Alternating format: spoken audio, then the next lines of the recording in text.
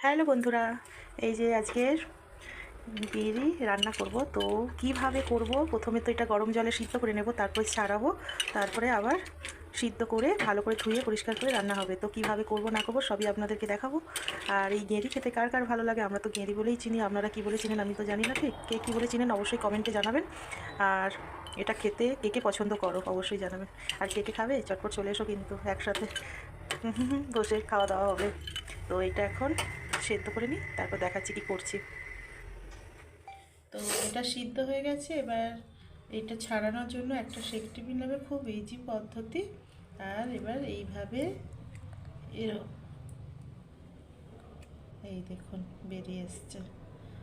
আর এইটাকে পরিষ্কার করে দিতে হবে, এইটাকে ফেলে দিতে হবে, এদিকে দেখ।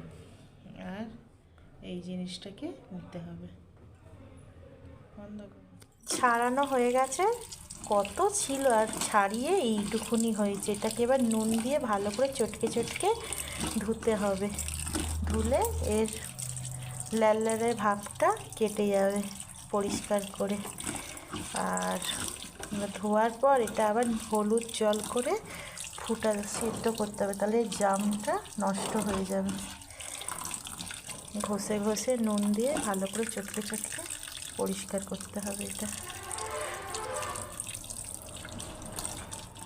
গরম জল বসিয়ে দিয়েছি, এবার হলুদ দিয়ে দেব। আর এইদিকে যে গেঁড়িটা যে ধুয়ে রেখেছি, এই গেঁড়িটা আমি হলুদ জলে দিয়ে দেব, যাতে এর জলটা নষ্ট হয়ে যায়। একটু ভালো করে ফুটে যাবে, তারপর নামিয়ে দেব। কড়াটা গরম হয়ে গেছে, আর যে গেঁড়িটাকে সিদ্ধ করে রেখেছিলাম সেটা হলুদ দিয়ে আর নুন দিয়ে সেটা এবার এই যে ভেজে নেব।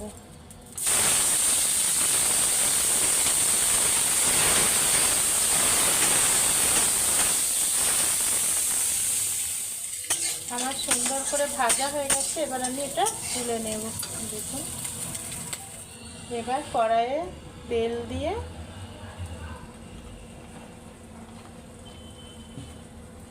এই যে ছোট ছোট আলু কেটে রেখেছি, আমি গেঁড়িতে শুধু গেঁড়ি দিয়ে করবো না, একটু আলুও দেব ছোট ছোট, সেই আলুটা ভেজে নেব আমি।